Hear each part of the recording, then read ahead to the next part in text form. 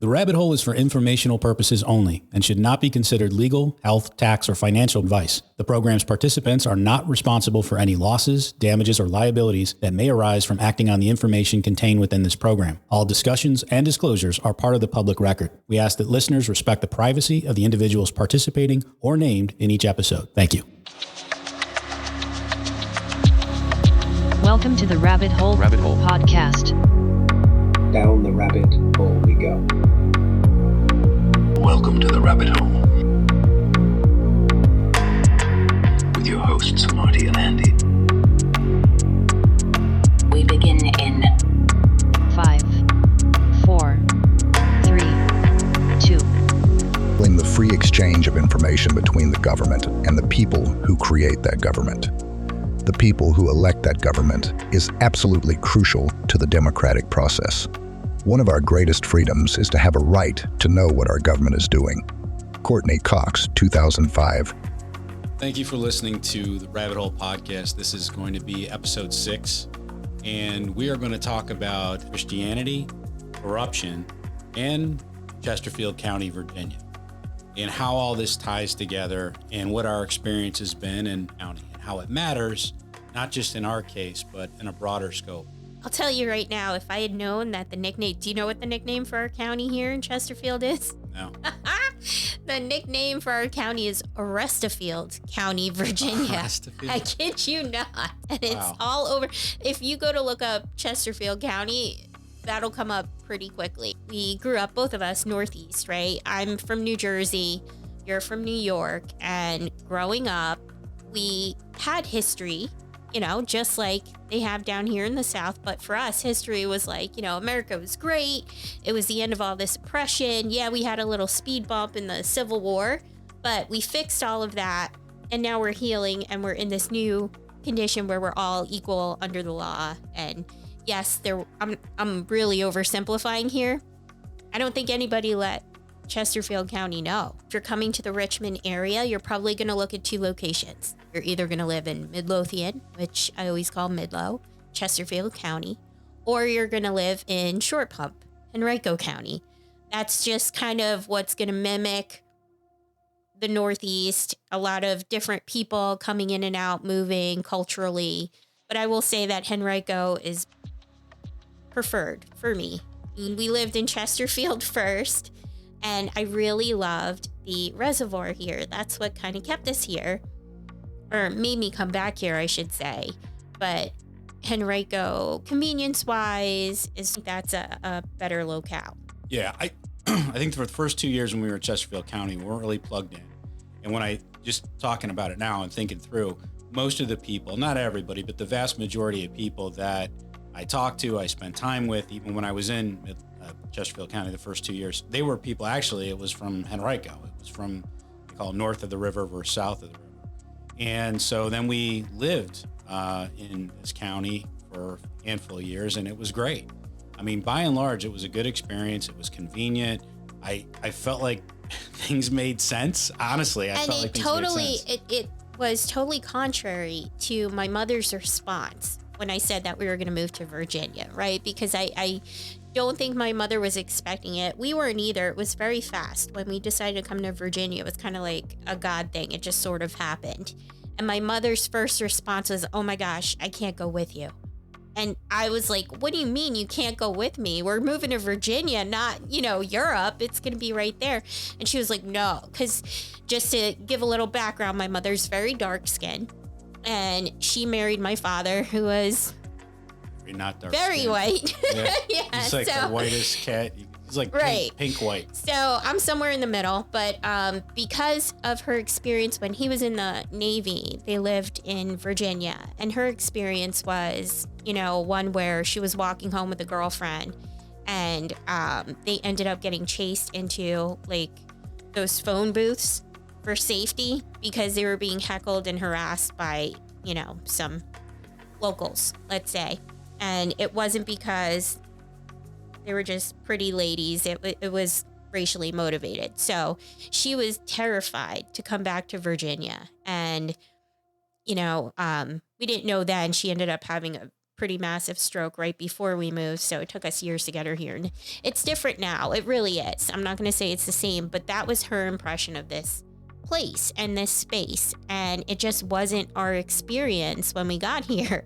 We were pretty culturally plugged in and felt like we had good, diverse friends. And we felt like, wow, everyone's so scared to come to Virginia. And I don't understand why, because it just seems like it was back home on the surface. But I didn't realize how on the surface we had been living. Yeah.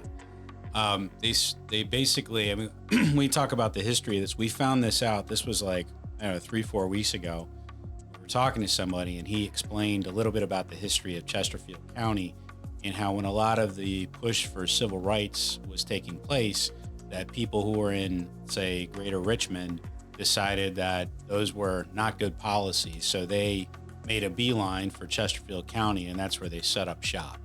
And in hearing that, things started to click for me. It started to make more sense, because I think when people think of discrimination, you know, especially when you think about historical discrimination of the South, you immediately kind of put it to a very specific racial quotient. But I think, is that a word, quotient? It is a word. I don't know if that's the correct usage. I used it wrong. Calculation. I just didn't feel right about that. But like, it's broader than that. I think discrimination, and that's the subtlety of it. I think the thing that shifted is, yes, I do believe there's still racial discrimination here. I think everyone will attest to that. I think what's worse is it's not that it hasn't gotten better. It's gotten better for some people. Some people really try to really work that out and not be, you know, discriminatory.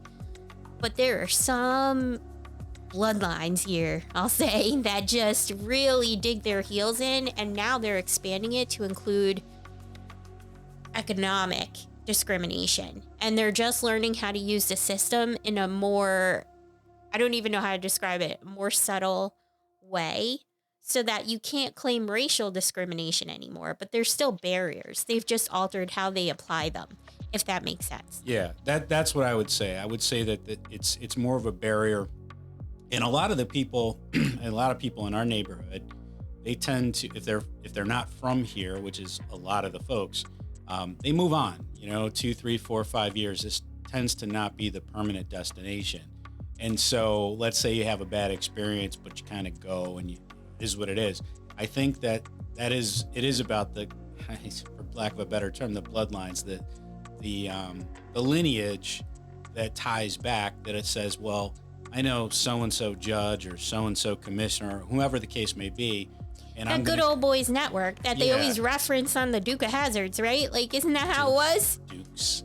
Dukes of Hazzards. Oh, yeah, I'm thinking British. Yeah, it's not like Duke of Hazzards. Okay. Dude, they would love to be dukes there. They would be like, I'm the Duke of Chesterfield County.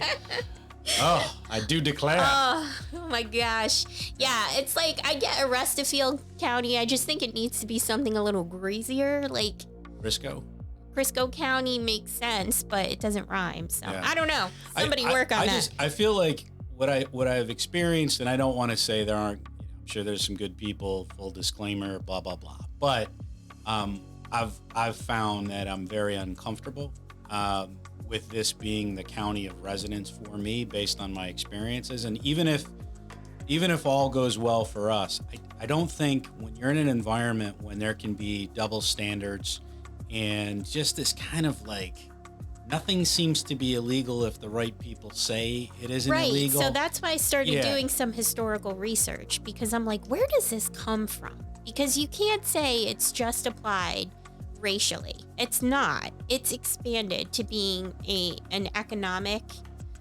disadvantage, and also a I don't know what you would call that, social, cultural origins, right? Like, I started looking into property law, and I'm like, why is property law so strange here?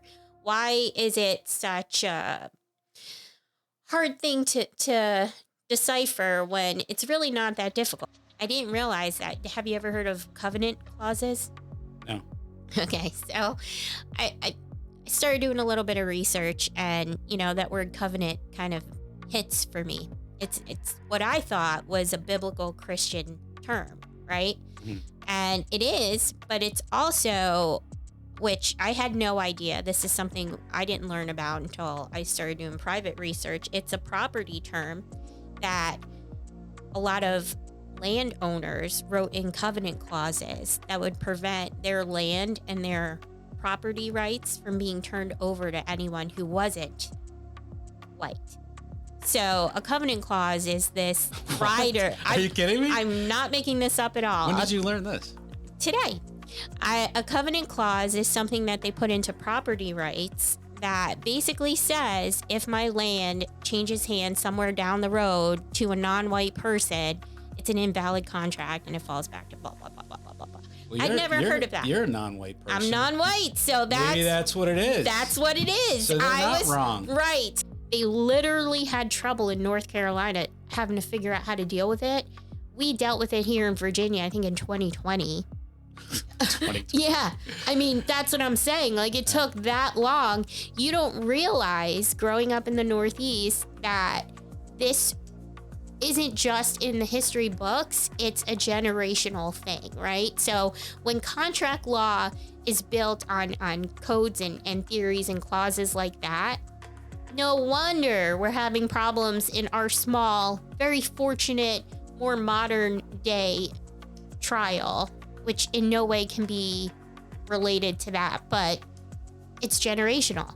It's this generational curse from the evil that was, that hasn't been fully purged, that is the reason why you need to stay engaged in civil discourse, because we need to purge all of these things. I had no idea that was a thing. It needs to be purged, right? So thank God Virginia worked towards changing that. But this is what I've been thinking about, sitting sick in my bed, wondering how we're going to pay the bills for all of these legal debacles in Virginia. That doesn't make any sense to me, because in New Jersey, had we had an issue like this, it would have been fixed inside of a year, start to finish. Yeah. The more we learn, the more things make sense. It's just not a great story to tell. Because when you're going through the process, I said it's like this kind of like illogical loop that seems to just kind of spin and spin and spin. Well, that's because there are not really definitive rules we're finding in place to protect people. There is a matter of how much influence and how much leverage and how much of a lineage do you have. That is essentially your leverage. Whether you're right or wrong, or whether someone lies or not, if you're the disadvantaged party, not so much the case. It's who are you connected to, how far does that go back, and how well do you know the way the system really works? It's corporatocracy in a different sense, right? Because if corporatocracy is just your ability to influence public policy, laws, regulations based on your corporate status, that's what this is. I don't think that the racism has continued on in its entirety the way it was. I think there's still racism, but I think that it's expanded to not just be about someone's skin color or even their background. It's expanded to include an economic component, and that's why the laws are the way that they are now, because you really need to be able to afford justice in this state. If you can't afford justice, and that more so than what you look like, if you can't afford justice in this state, you're not going to get it. It's not guaranteed to you. That's probably the most fairest thing we've said to date, based on my experience. And you had talked about, I don't want to jump topics, but you had talked about the recent veto by Governor Youngkin regarding class action lawsuits. Yeah. Yep. And if you apply that to our case, there were, by our builder's own admission in public record, 30 to 40 houses that had breach of contract issues because they were not finished in their appropriate timeline based on their contracts, right? This is all public record. I'm not making any claims for anyone else. I'm just trying to give you a synopsis. So if by his own admission, 30 to 40 families in my development were affected by his inability to complete our homes, then we should have been able to pool our resources and sue him collectively so that it didn't damage us as individuals, and we could have come to some sort of settlement where he finished the work and it would have cost us each, let's say, $500 to get our punch list completed and our homes corrected, instead of costing us $50,000 on our own up against his, corporate status. I think the difference between, there's being judgmental and then there's judging right from wrong. There's nothing that stops us from judging right from wrong and holding people accountable, including ourselves. We just can't be judgmental. We can't say, I'm better than you because of this or that. Yeah, and I don't even want to talk about Christianity anymore because I feel like I don't know enough. Yeah, I'm over it. I'm like, here's where my point is going though, right? Because I'm like, whatever. Like, just whatever. Like, literally, if you get nothing else from this podcast, that's my attitude right now.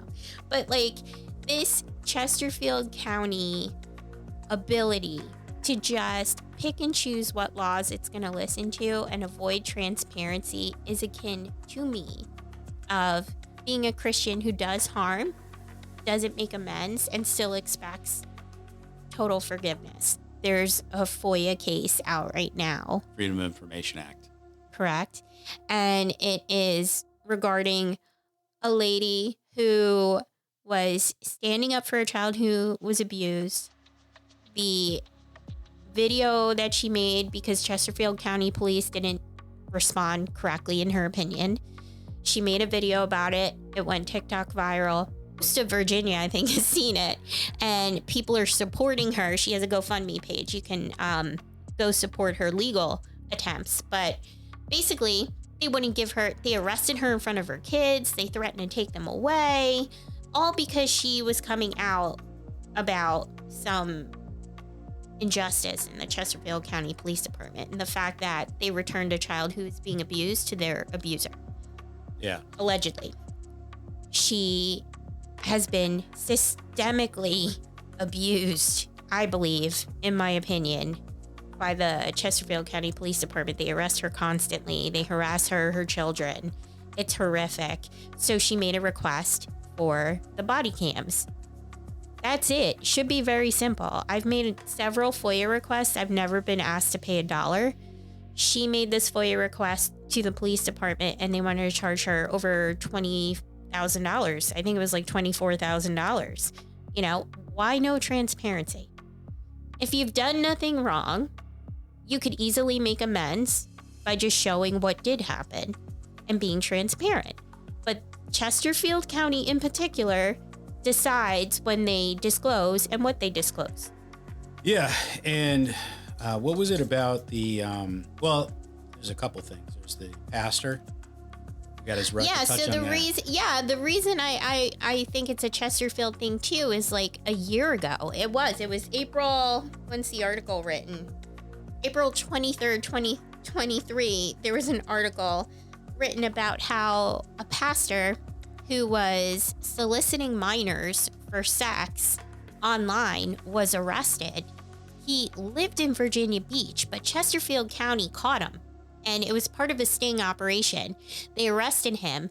He had a lot of evidence against him. Even the police chief in that scenario was dumbfounded that this pastor was able to get away with it. But basically that pastor made a deal in Chesterfield County that they openly discuss in the article, which means it's got to be in the case file.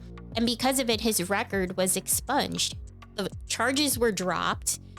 16 people were arrested. 13 went to jail or had charges.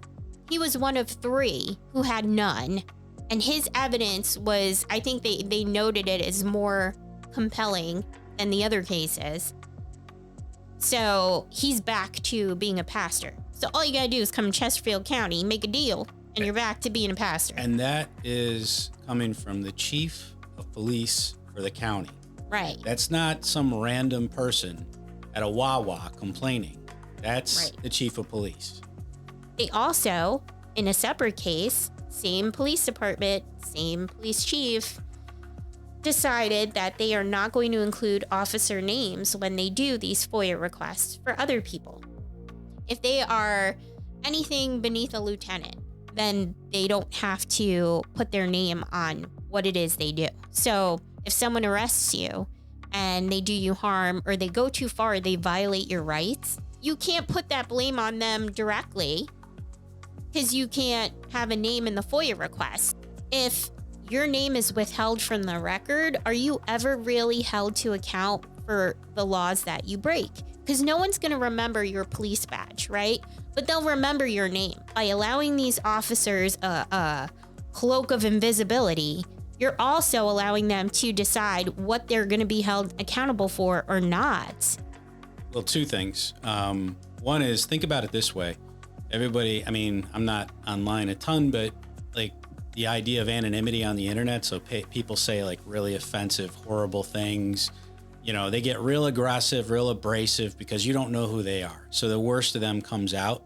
So imagine police officers in sensitive situations under a tremendous amount of stress. And I can sympathize with that. Your life's on the line. No joke. I want to make concessions for that, but not when it comes to what's true or just. So we're going to allow these people to not be identified in the name of what? Protecting them. Why? The protection needs to focus on the citizen, not on the authoritarian. Unless it's a corporate state. And that's where we come back to every time. If the interest of the department, the regulatory portion, the businesses, if their rights are put above the citizen, you're not a public servant anymore. You're a corporate cog. Yeah, you are. That's it. Yeah, you know? I could see what they'll do in Virginia too, based on this like nonsensical logic I've seen. I bet you what they argue is that these police could be undercover. So that's exactly it. Is it? Oh, it is. Yes, you're right on the nose. They're going to say, well, because they're undercover, and you go, well, you're not going to identify an undercover agent. But this guy just pulled me over and he just kicked me on the ground. Yes, but he might be undercover at some point. And I do declare that, Yes, in Virginia, you are able to say that you are undercover or might be undercover in something related. Yeah. Right. And that's enough to give you the cover. I was like, they're going to have some hook somewhere and they'll just blanket apply it everywhere. Right. That's so what they did. That's the hook that they used to make this FOIA law cover that. It was one of the museums here. There's a couple different museums that deal with civil rights here. And I forget which one it was. We actually had gone to see it with the kids. And they basically described how after civil rights went through, the laws, even though the Constitution was changed, Virginia was kind of the leader of the southern states, and the other southern states would watch Virginia to see what they do, and they would use different codes and different amendments to state law to be able to limit the civil rights that had become a federal mandate, so they're trying to circumvent the Constitution, so to speak, by putting in these state laws. And it's still going on today. The fact that of 50 states, there are only 2 that don't allow class action lawsuits. One of them's Virginia, and the other one is, wait for it, Virginians, because I know you want to be associated with this state, Mississippi. And again, the other southern states are allowing Virginia to take this action, hoping that the Virginia judges will allow it to pass so that they then can do the same in the other southern states. It's almost like they're asking them to lead a kind of revolution, if you will. Almost like but a very civil, very calm revolution. Civil disagreement. Yeah. Yeah. Where am I? What happened? Like, I just here's what I'm thinking. I want to talk about how I'm feeling spiritually, but I was thinking, I used the term Virginia veneer. It was this veneer of politeness and,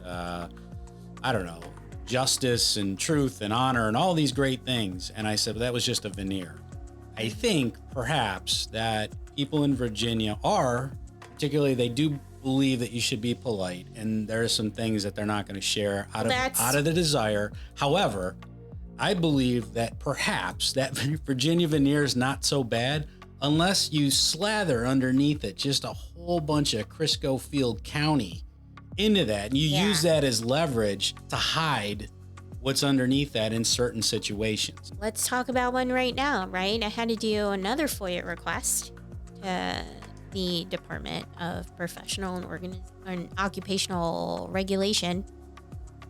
Maybe they'll regulate. But I made another FOIA request to them because I showed, based on the conversations in the emails, the dates, I'm like, these documents are missing. Again, this is the third time I've made a FOIA request and I'm still missing documents. So they sent me back a email that said, can you please name the documents and tell us who?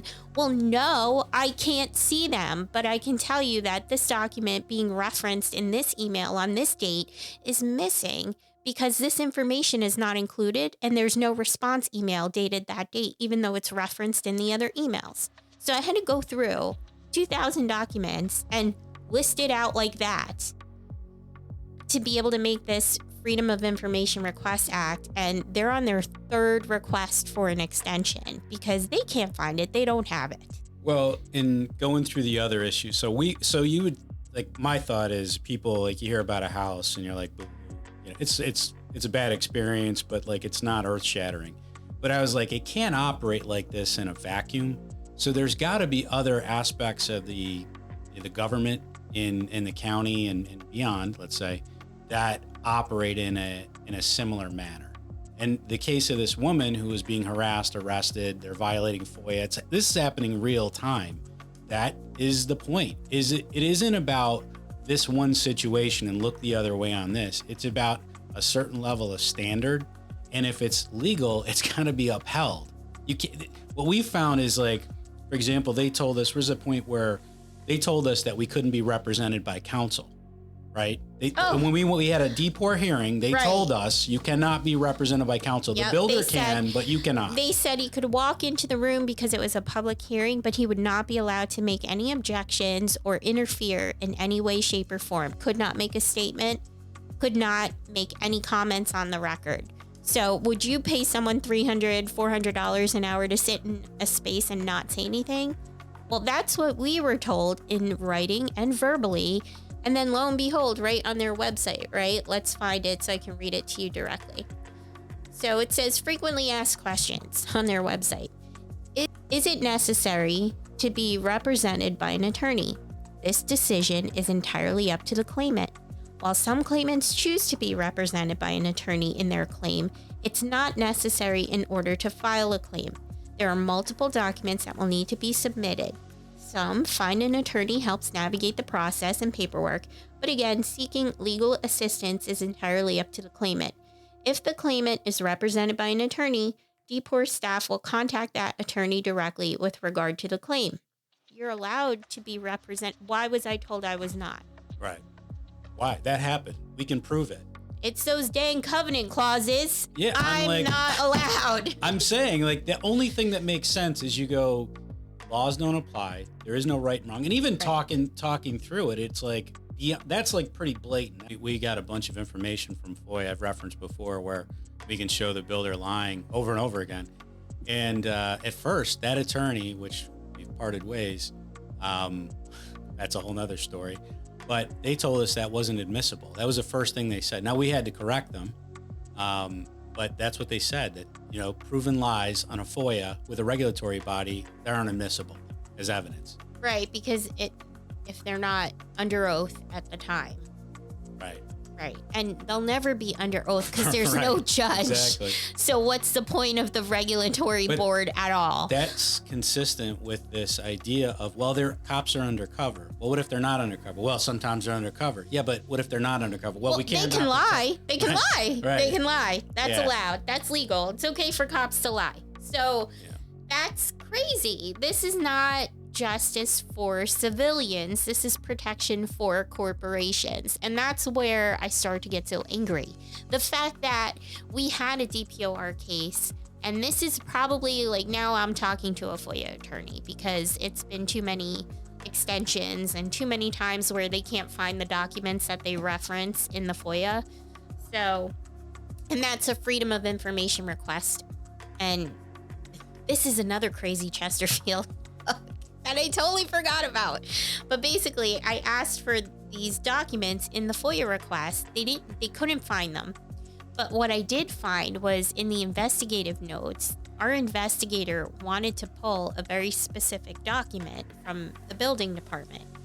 So she requested it and put in a formal, request to get that document. And for some reason, she noted in her notes a couple of days later, someone came down to speak to her and advise her as to why she didn't need that report. So she rescinded her request. And this is in the FOIA documentation. So if you think there's not interesting stuff in there, there absolutely is. Why would someone come and tell her, no, you don't need these building documents, this whatever. During an investigation. During an investigation of the building, you don't need to bother the building department and get these documents that would probably most likely support what I was saying. And then further, because she didn't request them, for whatever reason, this person specifically came to tell her not to request them.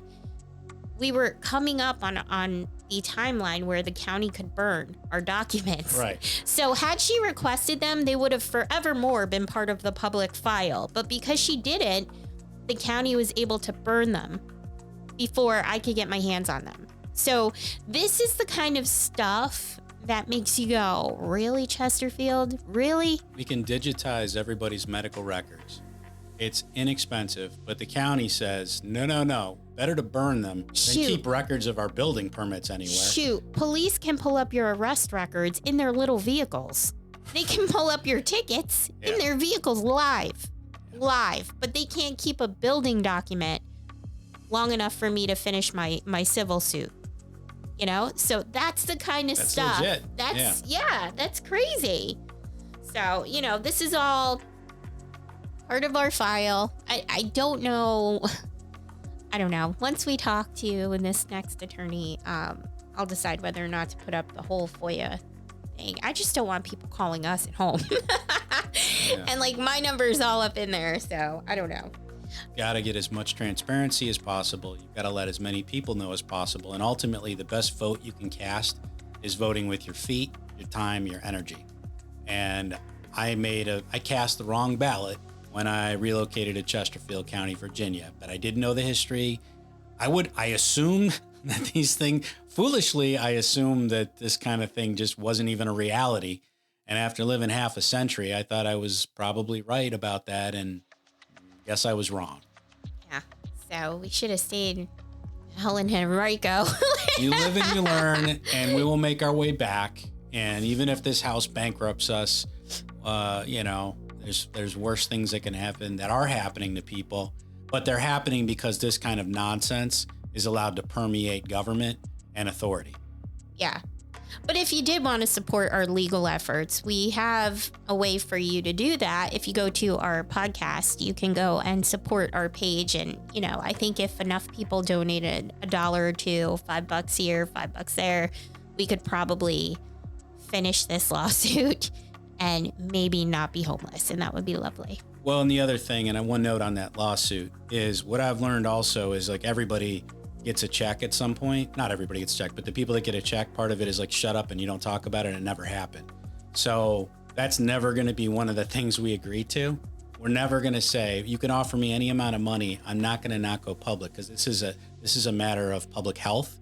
And had I known this was how the system operated, I never in a million years would have moved my family here.